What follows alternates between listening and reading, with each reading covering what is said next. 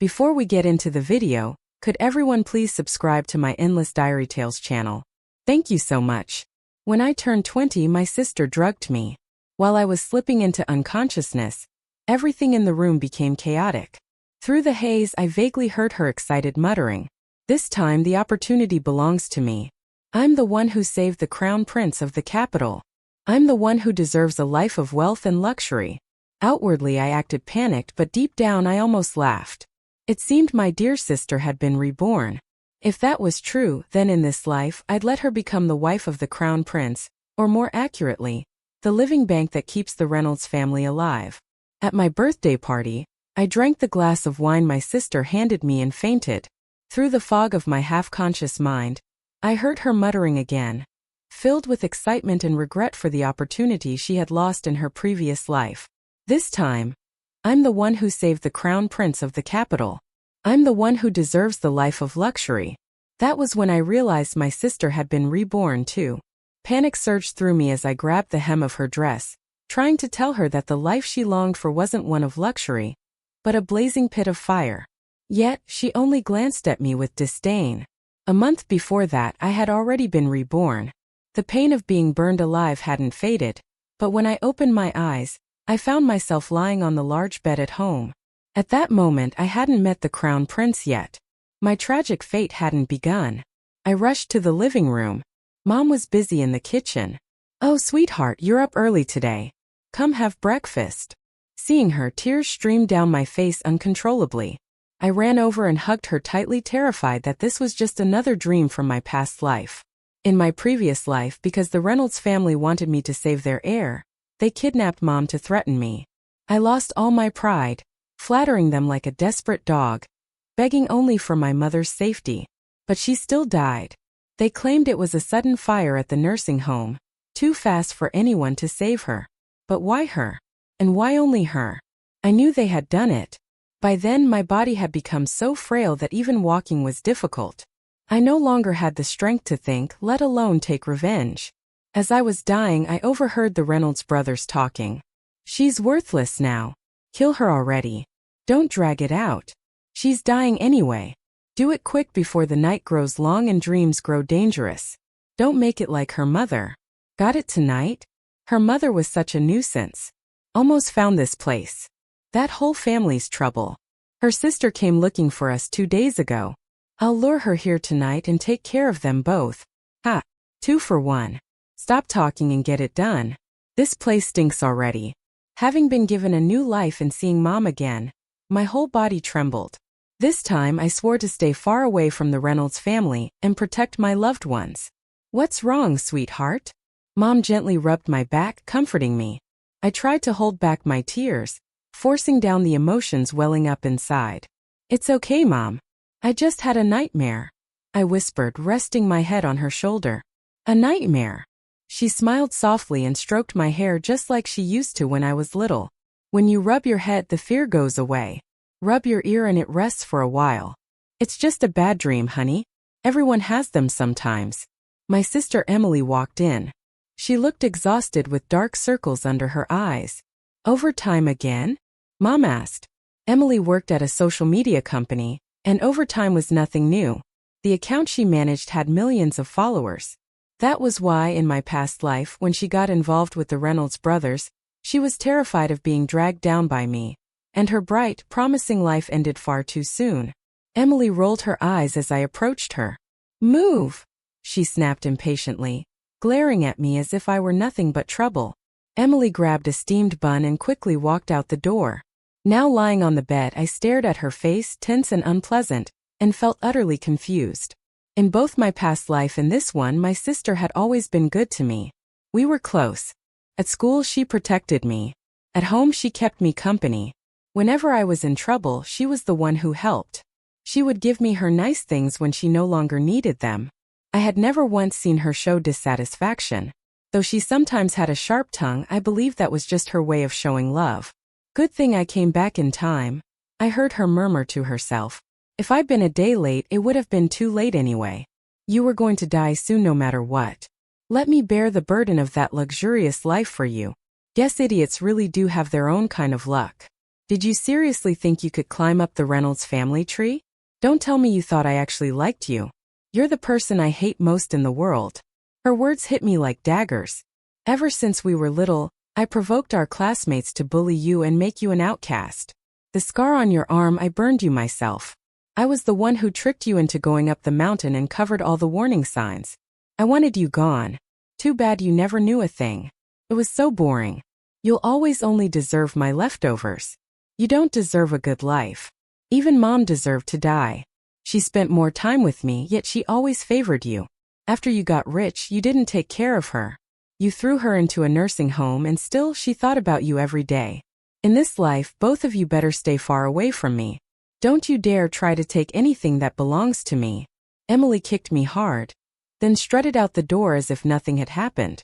In my previous life, I met Ethan Reynolds, the Crown Prince of the capital, on my 20th birthday. It was in a narrow alley a few dozen yards from the back entrance of a bar. He had been hit by a car and was lying in a pool of blood. I called an ambulance and stayed by his bedside while he was in a coma. When he woke up, he said he wanted to repay me and asked me out several times. Gradually, I fell in love with him. He told me he had a former wife who had divorced him because she was too focused on her career. I believed him. Back then, I didn't notice the fleeting cruelty that crossed his eyes. On our wedding day, I thought I was the luckiest woman alive to have such a talented, loving husband. But I never imagined that he had only used me. Much later, I discovered the truth. The driver who hit him that night was his ex-wife's brother. His ex-wife had died because of him, but the police couldn't find evidence. Her brother, dying from a terminal illness, wanted to avenge her before his death and rammed his car into Ethan. If not for my misguided compassion, Ethan would have died that night. After marrying him, I was beaten, humiliated, drained of blood, and even had my kidney taken. I regretted my foolish kindness countless times. But to my sister, it was heaven's blessing, something to envy. After 2 lifetimes, this was the first time I'd ever heard Emily's true feelings. So all along, this was what she really thought of me and Mom. She had never liked either of us. Maybe after living too long with the Reynolds family, I'd caught a bit of their twisted nature myself. Because in that moment I felt strangely calm, even a little exhilarated. My dear sister, if you desire this so-called blessing, I'll gladly let you have it. In this life, I'll let you become the Crown Prince's wife, or more precisely, the living blood bank of the Reynolds family. The next morning I woke up in my big bed at home. I panicked and ran through the house looking for Mom. She came out of her room wearing her reading glasses, giving me a puzzled look. "What's wrong, sweetheart?" "Another nightmare." I hesitated, then nodded. "Maybe you and I should go to the temple," she said gently. "It's not good to keep having bad dreams." "There's no need, Mom," I replied softly. "Lately, I've been reading too many horror novels. Once you finish reading it, you'll be fine," I said, trying to come up with an excuse to cover things up. "If it scares you so much, then stop reading it," Mom suggested gently. "Or better yet, read it early in the morning. Come to my room and we can read together. Then it won't be so scary." "It's okay, Mom. I'm almost done anyway," I replied, hugging her arm tightly. "How did you get home last night?" she asked. "You picked me up, didn't you?" "Of course I did. You don't even know how much you drank. You called me saying you couldn't move. Scared me half to death. You were out cold like a baby pig. If I hadn't seen you breathing, I would have thought you were gone. You must have been exhausted," I said with a faint smile, massaging her hands to hide the disgust boiling inside me. Glancing at the clock on the wall, a memory struck me. Around this time in my previous life, I had been on my way home to borrow money from Mom. Ethan Reynolds was lying in the hospital, unconscious, without a phone, ID, or money. His medical bills were all paid by my family. Judging by the time now, Emily should be on her way home soon. The thought made me uneasy. "Mom, can we have sweet and sour ribs for lunch? Could you go buy some pork ribs for me?" "You little rascal, always so sudden," she laughed. "All right, I'll go." She took off her reading glasses and tossed them on the bed. "Put your slippers on, okay? Don't walk around barefoot. You'll catch a cold." About 10 minutes after Mom left the house, Emily rushed in. "Mom!" she called out frantically, looking around. "Where's Mom?" I stepped out of my room, leaning casually against the door frame. Our eyes met. Mom went out. What do you need her for? Why do I need to tell you? She snapped, glaring at me before pulling out her phone to call Mom. But the market was close by, and Mom hadn't taken her phone with her, just like she hadn't taken her glasses. The ringtone came from Mom's room. Emily pushed the door open, finding the room empty. On the table was a pair of jeans, mine, and Mom's phone beside them. A few days ago, the side of that pair of jeans had torn when I got off the bus, and Mom had been mending it for me. Emily picked them up, glanced at the rip, and scoffed before tossing them aside. Seriously, these torn-up jeans are worth fixing? In my past life, I thought the same thing. The jeans had cost barely a few dollars. Yet, Mom had spent half a day sewing them. Back then, I thought it was a waste of time. Why bother patching up something so cheap instead of enjoying life? But now I understood that was Mom's life. She loved sewing. The TV, the fridge, the washing machine, the chairs, even the nightstand, all had handmade covers she'd sewn herself. She truly loved creating things. What do you want, Emily? I asked calmly. She narrowed her eyes. You've grown bold, huh? Talking to your sister like that.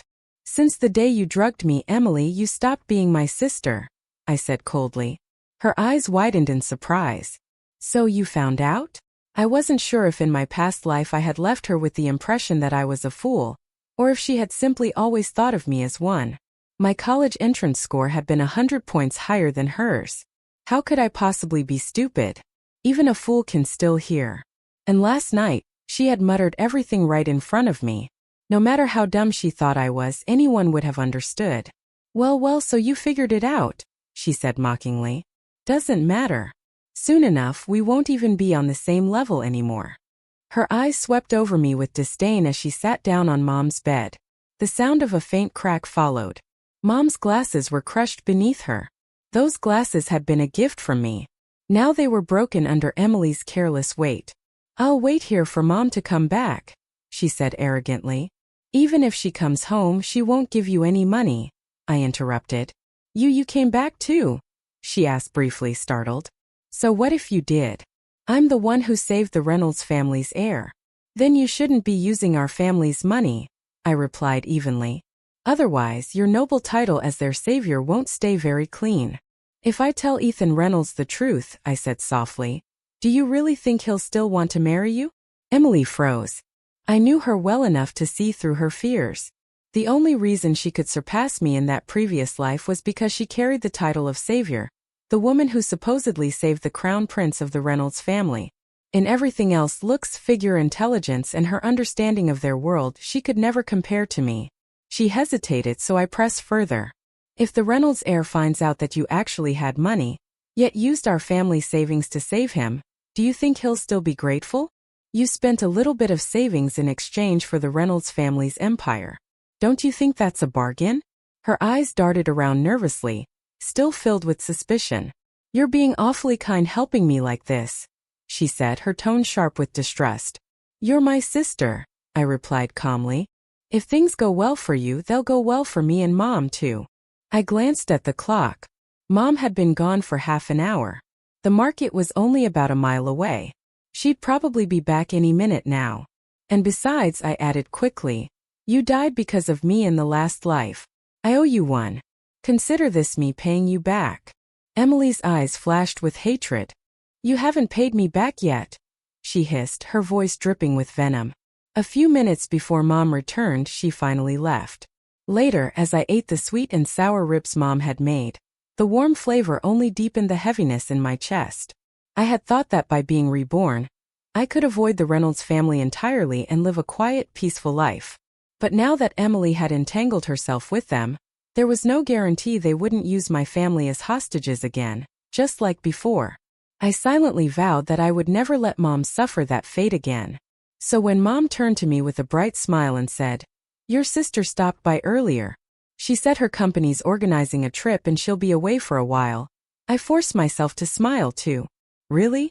That's good for her, I said. She also said the company allows employees to bring a family member. She asked if I wanted to go. Mom laughed and shook her head. No way. I don't know anyone there. It wouldn't be fun. Then you should go, honey, she added.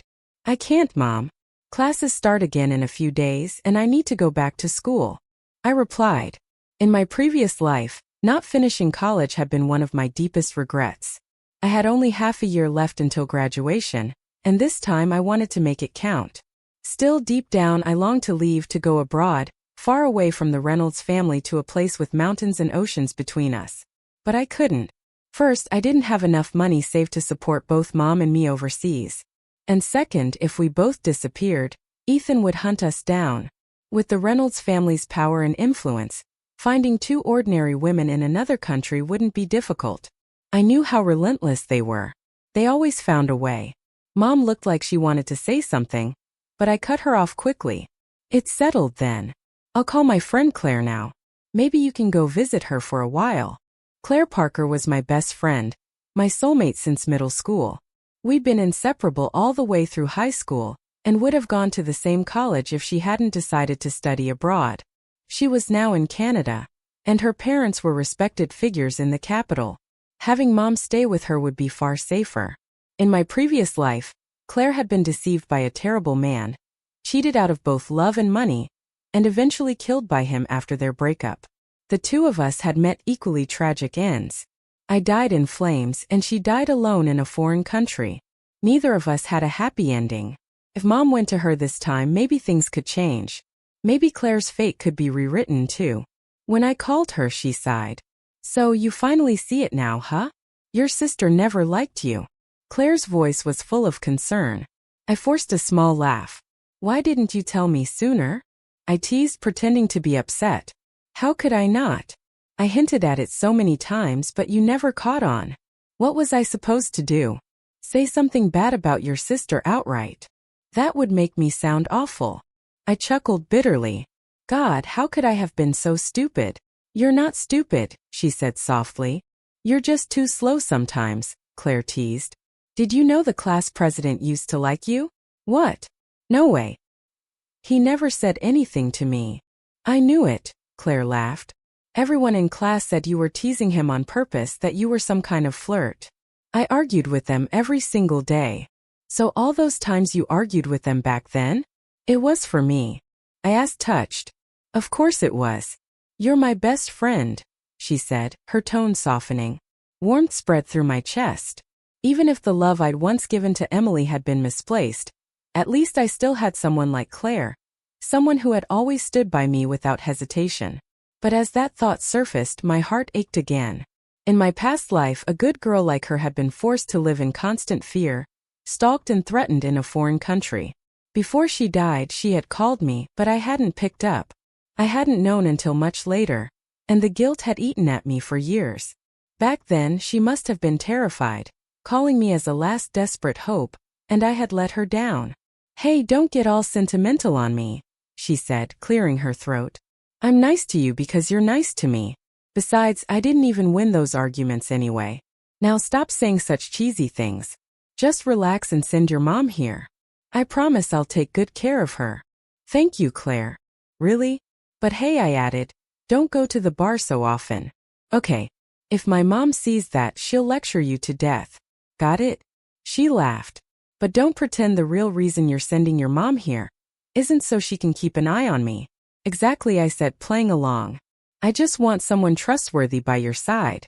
Fine, fine, she said with a grin in her voice. From now on, I'll let no one else near me. You'll be the only one I'm loyal to. Haha. In that case, I'll make sure my royal heart belongs to you alone, I joked. A few hours later, Mom's flight had just taken off when my phone rang. It was Emily. Lie, she said, her voice unnaturally soft, almost syrupy. Why aren't you and Mom home? No one with a fishbone stuck in their throat could have sounded that falsely sweet. What's going on? I asked coldly. I'm on a date, she said, deliberately lowering her tone. My boyfriend wants to meet the family. We just got back to town. When will you two be home? For a moment I froze. In my past life, nothing like this had happened. At this point in time, Ethan Reynolds had still been in the hospital. He and Emily were only acquaintances back then. He hadn't even mentioned repaying his so-called debt of life yet.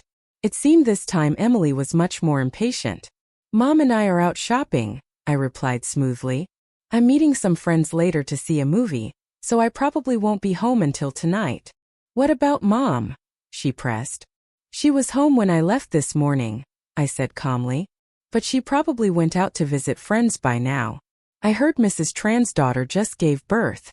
Mom might have gone to the hospital to see her. I couldn't let Emily or Ethan know that Mom had already gone abroad. Not until she settled down safely with Claire. The movie will still be there tomorrow.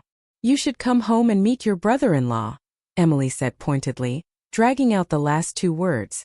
I don't have the house key, I lied quickly. And I already made plans. I can't cancel now. Then I'll come pick you up after you're done.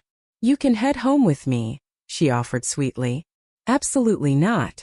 Ethan Reynolds wasn't the kind of man you could meet casually. Just thinking of his face made me uneasy. If he'd shown up at my house now, it was for a reason. And whatever that reason was, it wouldn't be good. All right then, Emily said when I didn't respond. Well, wait for Mom a bit longer. If she went to the hospital, she won't be back soon anyway. Mrs. Tran will definitely make her stay for lunch. Maybe I'll call her again. Sure, go ahead, I said coolly. I already did. She didn't pick up. That's why I called you, she replied in a suddenly sharp tone. Then she sighed dramatically. Fine. Seems like strangers are more important than her own daughter. She hung up before I could reply. I didn't know if Ethan and Emily were still at the house, and I didn't dare to go back. But I couldn't stay in a hotel either. The Reynolds family had influence everywhere, and it wouldn't take long for them to find me. I didn't yet know what Ethan was planning, but I wasn't about to take any risks. Just then I spotted a KFC nearby. I walked in, ordered a meal, and found a quiet corner to sit. As I picked up my food, I began piecing together everything I knew so far. Ethan Reynolds was gay. He'd had a boyfriend since childhood, and they were deeply attached. The only reason he was in such a rush to get married was because his family was pressuring him. If he wanted to become the heir, he needed a child. At the same time, his boyfriend's kidney was failing, and he desperately needed a transplant. Right after Ethan woke up from his accident, he dragged me to the hospital for a physical exam.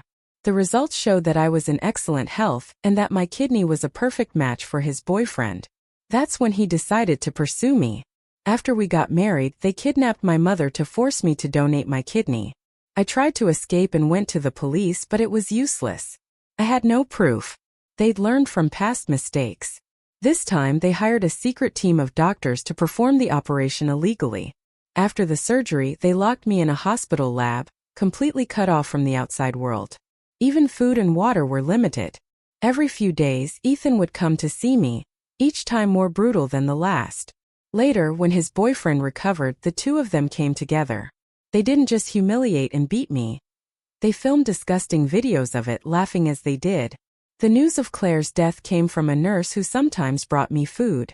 The Parker family had always been respected in the capital, but when they learned their beloved daughter had died so horribly, they fell apart. As for my mother's death, Ethan told me himself. By that point, I'd been trapped in the lab for so long I couldn't tell day from night. When they came to torment me, I no longer reacted. Maybe they found it boring because a few days before my death, Ethan casually told me about Mom's passing. Even the Reynolds family's eldest son eventually joined in their games. In the end, I had no strength left. My blood and organs were harvested and sold piece by piece. I've gone over everything from beginning to end. Even with the advantage of being reborn, what could an ordinary woman like me do against a giant like the Reynolds family? I was powerless. How could I possibly take revenge? Right now, nothing had happened yet. I had no evidence. Going to the police would be meaningless. Among everyone I knew, the only people who might have the power to stand against the Reynolds family were Claire's parents. But even they were distant to me. And against a family like the Reynolds, they were insignificant. So what could I do? Then it hit me. There was someone else, someone who could help me, Richard Lynn. In my previous life, the Lynn family's company was destroyed. Their employees were bribed, competitors attacked, partners abandoned them, and eventually Richard Lynn himself was kidnapped. That led to the company's bankruptcy and the family's collapse. But that was still far in the future. At this point in time, the Lynn family was still powerful, strong enough to stand against the Reynolds. When their company went under in my past life, I hadn't yet been imprisoned in the lab. I'd seen a lot of confidential documents in Ethan's study, And among them were things that could help the Lynns and in turn help me. After several attempts, I finally managed to meet Richard Lynn. He was over 60 but still sharp and commanding. At first, he barely looked at me, his expression cold, almost disdainful. But when I began pointing out the problems he was facing, the ones no outsider should have known, he sat up straight and listened intently. That's when I knew I'd played the right move. After a long silence, he asked, "You've said quite a lot. So what exactly do you want?" Richard Lynn carried the air of someone born to lead, and under his gaze, I felt as though he could see through every thought in my head. "I don't want anything," I said quietly, meeting his eyes with sincerity. "I just want to see the Reynolds family fall and Ethan Reynolds dead." "I believe that aligns with your own goals, doesn't it?" He gave a dry laugh. "Our rivalry is just business competition. There's no need to go as far as life and death." "Maybe you think that," I said calmly. "But Ethan doesn't. He's already planning to have you kidnapped. If nothing changes, it'll happen within the next few days. When you go out, make sure you bring extra security." "Really now?" he murmured, the hint of a smirk fading from his face. "What's your relationship with Ethan Reynolds?" Richard Lynn asked, his tone calm but sharp. "And how do you know all of this?" "My sister is his girlfriend," I answered steadily. "They're about to get married. Ethan Reynolds is not a good man. I just don't want my sister to get hurt." "How do I know you're not the one planning to kidnap me instead of him?" The fact that he asked that told me he was already halfway convinced. I smiled faintly.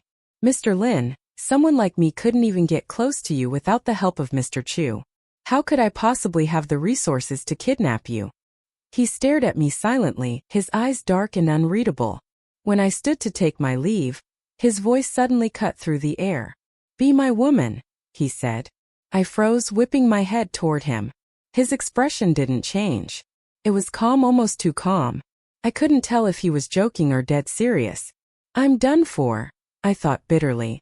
The last thing I wanted was for my potential ally to be a man who only saw me as a body to possess. "That's not possible," I said flatly. My voice was cold, but inside I felt like the sky had gone pitch black. "I'll give you $300,000 a month." "Not even $3 million," I said quietly, "would make me say yes." A flicker of disappointment passed through me. I'd hoped that maybe as a seasoned businessman he was testing me, that this was some kind of power play. But his next words made it clear that wasn't the case. "I've already done you a huge favor," he said suddenly, his gaze turning razor sharp. My fingers tightened around the small knife hidden in my jacket pocket, while my other hand hovered over my phone, ready to call the police. "This should be a mutually beneficial partnership," I said evenly, refusing to show fear. There was a long, tense silence before Richard Lynn chuckled softly. "You're quite cautious, aren't you?" he said, waving a dismissive hand. "All right, you've made your point. Thank you for the warning. I'll have my son reach out to you later." I nodded slightly, keeping my guard up until his assistant escorted me out of the building. Walking along the busy avenue, surrounded by the hum of traffic, I finally felt safe again. The hand gripping my knife was stiff and trembling. It took me a while before I could even relax my fingers. I'd already died once. I wasn't going to let it happen again. In that moment I made up my mind. Once I was done with the Reynolds family, I would take Mom and disappear. When I unlocked the door to my house, I froze. 2 pairs of shoes sat by the entryway. A pair of high heels and a pair of men's leather shoes, both expensive. Ethan Reynolds was here. I knew it the second I saw those shoes. The men's pair was handcrafted, custom-made, the same kind I'd seen at Ethan's place in my past life. They weren't sold anywhere. They were made by a private artisan. Emily stepped out of the kitchen, wiping her hands. "Lily, you're back. Come eat. I cooked tonight." Behind her, a familiar silhouette appeared. The keys slipped from my trembling hand, clattering loudly against the floor. It was Ethan Reynolds. But something was wrong. The man standing there wasn't the Ethan from this timeline. It was the Ethan from years later, from right before my death. The one who had seized half of the Reynolds empire, powerful beyond anyone's reach. No wonder things were different this time. No wonder he'd shown up here. He had been reborn too. "What's with that clumsy face of yours?" Emily turned to glare at me, but as soon as she faced Ethan again, her expression softened into a sweet smile. "This is my boyfriend," she said brightly. Say hi to your brother-in-law. Ethan's eyes locked onto mine. The weight of his stare made every hair on my body stand on end. I couldn't bring myself to speak. Even after being reborn, I hadn't become any braver. I was still the same coward, the same fool. Under his chilling gaze, I instinctively wanted to back away. Could I really take revenge on this man? Before I could think further, Ethan's lips curved into a cold, knowing smile. His voice was deep and low like a winter wind brushing against my skin. We're not married yet. No need for her to call me brother-in-law, he said lazily. Don't just stand there. Sit. He pulled out the chair next to Emily and sat down, motioning toward the table. You came back at the perfect time, Emily said, pretending everything was normal. Dinner's ready. I carefully avoided him and sat on the opposite side of the table. Your little sister seems afraid of me, Ethan said, staring straight at me. His expression growing stranger by the second. There was something in his eyes, sharp, knowing, almost too knowing. He had noticed something. Logic screamed at me to stay calm, to hide every trace of what I was truly thinking. I couldn't let Ethan Reynolds find out that I had been reborn too. But emotionally, it was hard to control the fear he triggered in me. I took a deep breath, forced myself to look up and smiled politely. I'm just not good with strangers, I said lightly. I've always been an introvert. If I can stay home, I stay home. If I don't have to talk, I won't. Ethan already knew that about me. Haha, what a cute little sister, he said mockingly. I ignored him, picking up my phone and pretending to scroll through it, though my mind was racing for a way out. Ethan was intelligent. Cruelly intelligent. Otherwise, he wouldn't have been able to torment me so methodically in my previous life. Why had he been so obsessed with me back then? There were plenty of people with compatible kidneys, plenty of women who could have carried his child. Why me? Especially when Emily and I shared the same blood type and looked almost identical. Why did it have to be me? Did you come to propose to my sister? I asked, feigning innocence. That's right, Ethan said smoothly, nodding. Would you give me your blessing to marry her? His gaze stayed fixed on me. Calculated, vile, nauseating. Then why'd you come empty-handed? I looked around, pretending to search for a ring box. When my eyes met Emily's, I caught the flash of malice on her face. There was even a red mark on her arm. My pulse quickened. They weren't even married yet, and Ethan was already marking her. After being reborn, he'd become even more depraved. Emily wrapped her arm around his shoulders, her voice soft and flirtatious. Ethan, why are you staring at my sister so much?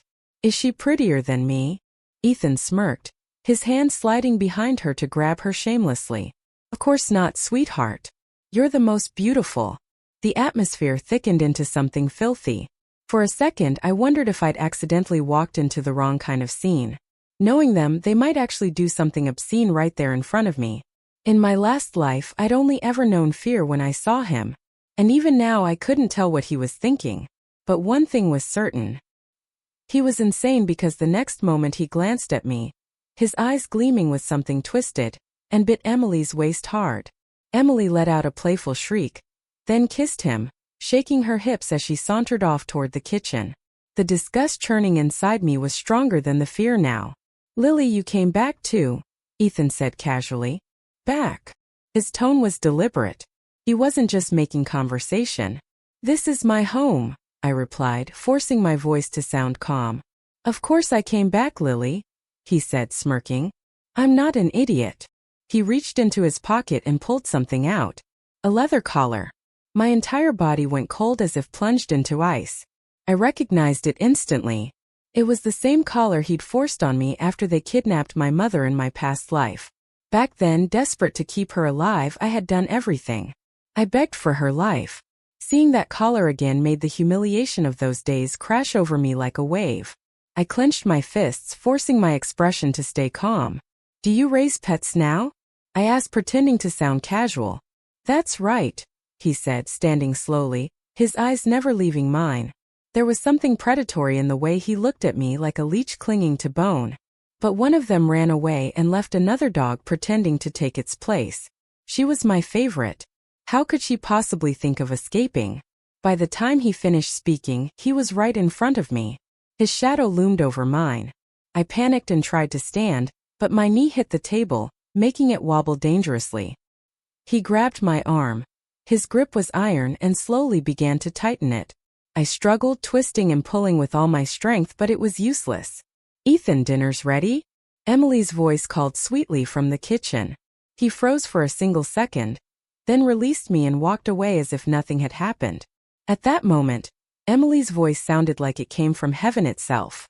I didn't know what kind of hold she had over him, but I knew it wouldn't last. Ethan Reynolds couldn't be controlled forever. I ran to my room, locked the door, and with shaking hands typed a message to Richard Lynn. "Move fast. Ethan's lost his mind." A few minutes later my phone rang. "Hello," I whispered, keeping my voice low. "Hello, this is Ryan Lynn," a man said on the other end. The name struck something in my memory. Ryan Lynn, my high school class president, had the same name, but now wasn't the time to reminisce. "You're Mr. Richard Lynn's son?" I asked quietly. "Yes," he confirmed. "My father asked me to tell you we found the person you mentioned. He really did steal our company's trade secrets." Relief flooded through me. That meant the first step had succeeded.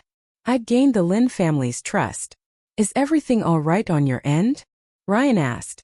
"There are guests at my house," I said vaguely, careful not to speak Ethan's name in case he was listening. "Ethan Reynolds is at your place?" Ryan's tone sharpened. "Yes, can you do something?" "I'll act fast," he said. I could already hear faint footsteps outside my door. "Make it soon," I urged under my breath. "The deadline's close." "I understand. You'll hear back in 2 days at most. Stay cautious." There was a knock at my door. Sharp, deliberate. Knock. Knock. Knock. My heart froze. "Who is it?" I called, forcing my voice steady. "Lily." Ethan's low, chilling voice seeped through the wood. "Come eat." It was the same voice that had once whispered like a demon in my nightmares. Everything went black. When I came to, I was tied up in an abandoned warehouse near my neighborhood. The air smelled of dust and rust. Outside, I could hear faint footsteps. They were searching for me, but not to rescue me. I tried to move, but my body was weak. Gritting my teeth, I rolled over and banged my head against the heavy iron door, desperate to make noise to be found. But no one stopped. No one even turned their head. Then I heard it. The sound of leather shoes striking concrete. I'd heard that sound thousands of times before in my past life. Even without seeing him, I knew Ethan Reynolds. No one else could make my blood freeze like that. I hadn't offended anyone else this time, only him. In my previous life, he'd captured me once. Now it had happened again. I'd heard rumors that the Reynolds family had already fallen, that the entire clan had been arrested. I'd let myself relax, thinking it was over, but I should have known better. Ethan Reynolds wasn't the type to go down easily. About a week after he'd last left my house, Mom had gone to Canada with Claire. She never called, saying she wanted to come back. Because she was there, the man who killed Claire in my past life never found her this time. Under the Lynn family's relentless pressure, the Reynolds empire had begun to crumble. Their eldest son, the heir, was the first to be arrested on charges of selling national secrets, tax evasion, and corporate espionage. And like a snowball rolling downhill, their crimes kept piling up. Within 3 days, 10 major charges had been linked to the Reynolds family. Their massive corporation couldn't withstand the blow and started collapsing fast. A few days later, I passed along more information to the Lynns. Details about the Reynolds' hidden assets. Soon after, those accounts were exposed, and their secret properties seized. That's when I made my biggest mistake. I let my guard down. I went out to take out the trash without paying attention. I hadn't even reached the dumpster when something heavy struck my head and everything went dark. When I woke up, I was here. As for how I knew it was an abandoned warehouse near my home, it was written right on the wall. Storage unit. And outside, I could still hear the loudspeaker from the small supermarket nearby blaring a promotion. "Lily." His voice crawled through the air like a serpent. Ethan walked up to me, grabbed a fistful of my hair, and forced my head up until I met his eyes. "He's still planning to run," he said softly, his voice calm but terrifying. He looked awful, his once flawless suit wrinkled and dirty. The man who'd always prided himself on perfection now looked like a predator cornered. He smiled, a grotesque curve of his lips. "You and Richard Lynn working together, huh?" His hand slid from my hair to my temple. his fingers tracing down the side of my face, slow and invasive. "Did he treat you well?" he whispered. "Better than I did." Every word dripped with venom. He was like a deranged animal, unable to say 3 sentences without turning them into something obscene. "Why did you betray me, Lily?" he hissed. "I treated you so well." He yanked my hair again so hard it felt like my scalp was tearing. Tears spilled silently down my cheeks. He laughed harder when he saw me crying. His tongue slid across my cheek, catching a tear that had just fallen. "You missed me too, didn't you?" he whispered. When I didn't respond, he grabbed my head and slammed it against the concrete wall with a sickening thud. The world spun, my vision blurred. Warm blood trickled down my face, stinging my eyes. "Where's your boyfriend?" I asked weakly. "Him." Ethan smirked. "Oh, he's dead." He leaned close to my ear, his breath cold. "Want to know how he died? I cut him into pieces. Half of him I fed to the dogs. The other half I threw into the river. You want to know why I killed him instead of you, right?" He went on softly. "Because he wanted your heart. And you." His voice darkened. "You're my pet. Letting him play with one of your kidneys was fine. But your heart? No. You're the dog I loved most. How could I let anyone else have that?" He wasn't just insane anymore. The word madness wasn't enough to describe him. He was deranged monstrously. "So you must be angry," he said with a cruel smile. "Angry that I burned you alive in the last life. But you're too clever, Lily. Don't think I didn't notice. You already found a way to escape. If I didn't kill you, it would have been me lying dead instead. Emily still thinks you're just a fool." He continued, laughing softly. "But she's the real idiot. You deliberately let her write to me, didn't you? You've never even liked alcohol, have you?" I froze. "In the last life before you died, she strangled you," he said, his tone almost conversational. "She forced you to give her money. Even your mother's death. She helped make that happen. So, of course you want revenge this time. You've always been the type who never forgets a grudge. Everyone who wronged you has to pay." His grin widened. "I also found out the man who killed your friend Claire died in bed with a woman. Cause of death: overexertion. 10 days before that, his bank account received a large sum of money. Guess who sent it?" My blood ran cold. "Ryan Lynn likes you," he said matter-of-factly. "I told you that in our last life. So when you came back, of course you thought about using him, but you forgot back at the hospital. He was the one who handed you back to me. If I'm not mistaken, you left him a little time bomb, didn't you? When are you planning to set it off?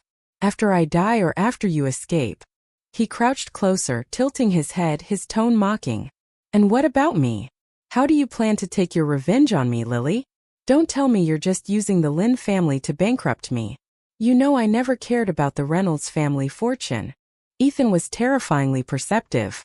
For a split second, fear flickered in my eyes. He saw it. He smirked. "You're scared because I'm right, aren't you?" "You're overthinking," I said quietly, forcing a smile. "I'm not that smart," he chuckled darkly. "Not that smart. No. You're even smarter than I thought. You know everything about me. The only thing you don't know," he leaned in, his voice almost a growl, "is that I'm a complete psychopath." He straightened up. "If you weren't so smart, I wouldn't want to marry you. Pets don't need marriage." I stared at him and asked calmly, "And how can you be so sure I'll take revenge on you?" He grinned. "Because you're clever. The cleverest woman I've ever met." I smiled faintly. "And you're an idiot. You're about to die and don't even know it." My smile was bright, defiant, laced with challenge. "Oh, really?" His voice dropped to a whisper. "Then let's die together." He grabbed my head again and slammed it into the wall. But this time my hand moved first. With a swift flick of my wrist, the small dagger hidden in my palm shot open. It had been disguised as a bracelet, transforming only when pressed at a specific point. I drove it straight into Ethan's temple. The ropes binding my hands had been cut long ago. I had been waiting for this moment, rehearsing it over and over, ever since I returned to this life. For this day I had prepared everything. I even used Emily to keep Ethan's body weak. She had been sleeping with him constantly, dragging his health down bit by bit. Her ex-boyfriend in my past life had been infected with a contagious disease. I had discovered it early and warned him away, saving her then. But in this life I hadn't intervened. Emily hadn't escaped infection, and neither had Ethan. Even if I failed today, he wouldn't live long. I wasn't powerful enough to crush him directly, but even an ant can bite when cornered. I would use every weapon I had, every weakness I could find to protect what mattered. I wasn't wrong for that. I stumbled out of the warehouse half blind from pain, shouting for help as I ran. Eventually someone saw me. A few strangers gathered around. Some called the police, others an ambulance. I was saved. My vision blurred, my legs gave out beneath me. As I collapsed, I caught a glimpse of the sky. Endlessly blue, sunlight spilling across my face. For the first time I truly felt it. I had survived long enough to see a new dawn.